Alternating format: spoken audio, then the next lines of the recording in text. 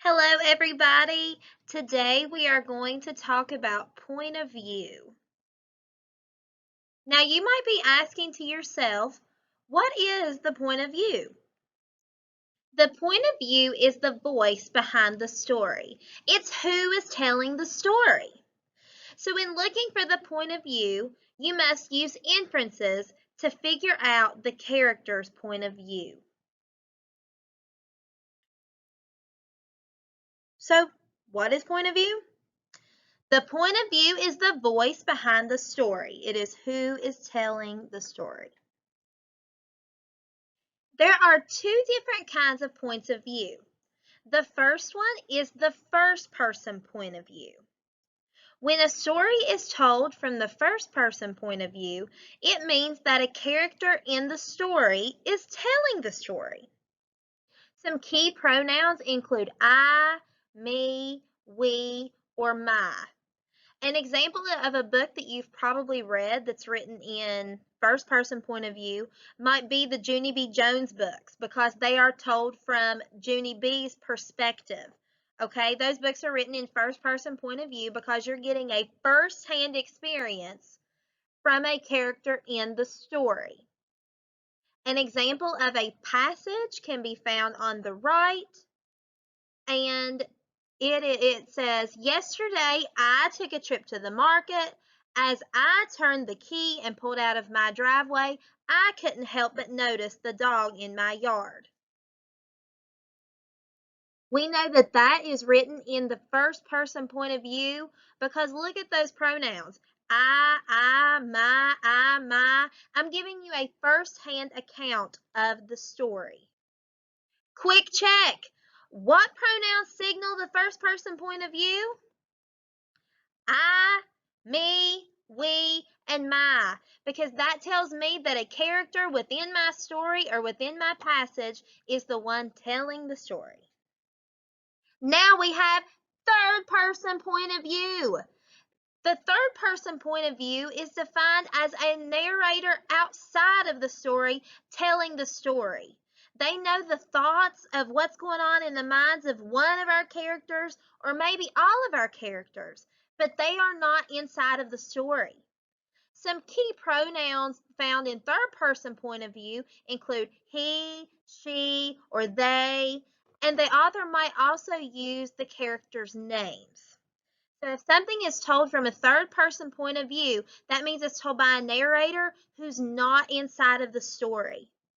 Think about plays that you've maybe heard of, or maybe a play that you did in fourth grade with your StoryWorks.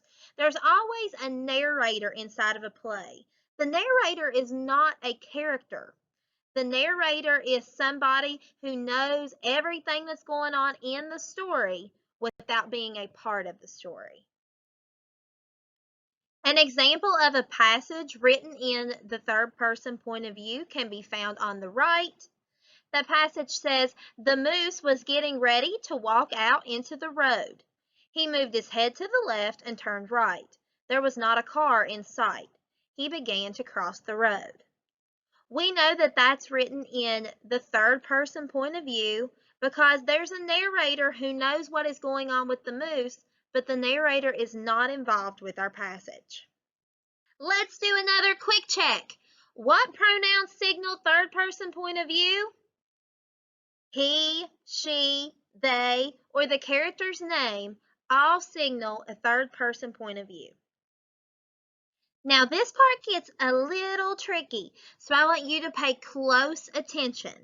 We learned about first person point of view and we've learned about third person point of view. But third person point of view can actually be split into two different types. Okay? The first one is third person point of view limited. Just like I said before, it still involves a narrator outside of the story telling the story. But if that narrator is limited, then they only know what one character thinks and how he or she feels. So you're limited to the brain of one person. Next, we have third person omniscient. That still involves a narrator, like I said before, but this narrator knows what many characters think and how many characters are feeling. They are not limited to only the thoughts and feelings of one. So, for another quick check, what's the difference between third person limited and third person omniscient? Third person limited is when you know what one character thinks. You're limited to one. Third person limited limits you to one. And then third person omniscient is when you know what many characters are feeling. Now that we know the difference, who's ready to practice? We're going to go through different passages and I will read them out loud to you. On a scrap piece of paper, I want you to write down what point of view you think that passage is written in, and then I will go over the answer with you. So with each passage, I want you to identify the point of view. Are you ready to go? Let's get started. What's my point of view? I'm getting ready to go to the store, but I forgot my keys in the house. Now I have to go back and get them. The cold breeze is sending a chill up my spine. Maybe I will grab a coat while I'm inside. I want you to determine the point of view of this passage. Is it in first person point of view? Is it third person limited? Or is it third person omniscient? I'll give you just a couple of seconds. Write it down on a piece of paper.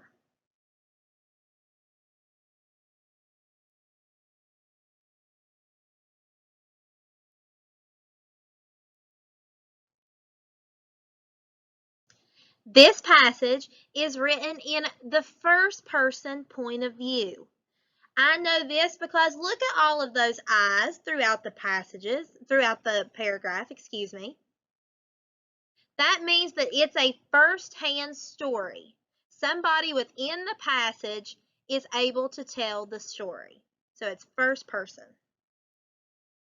I highlighted all of the pronouns that signal that this is a first person point of view paragraph. Okay, are you ready to try another one? I think so. There are a lot of reasons I don't like to sleep in the same room as Fudge. I found that out 2 months ago when my bedroom was painted. I had to sleep in Fudge's room for 3 nights because the paint smell made me cough. What's the point of view?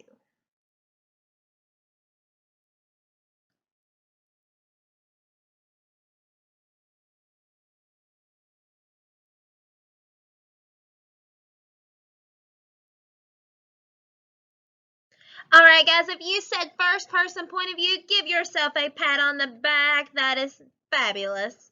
It is told from the first person point of view because look at all of those pronouns. I, me. That's a first-hand story. It's told from the first person point of view. And for our last passage, she went down to the attic afraid because there was a huge storm brewing outside. Grandma was on her way down, but she moved slowly because she was afraid she might fall. The two of them huddled together in a corner and held on for comfort. For the first time since hearing about the storm, they both felt ready to face it. So what is the point of view of this passage? Give you just a couple minutes.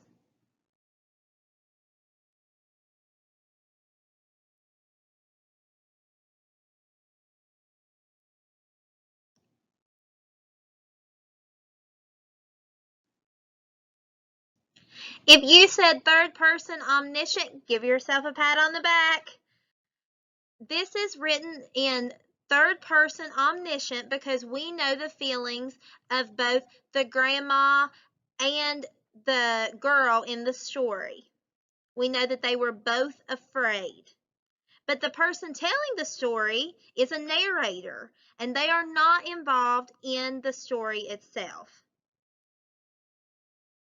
Here you can see that the pronouns that help us to know that this is third person omniscient, they have been highlighted.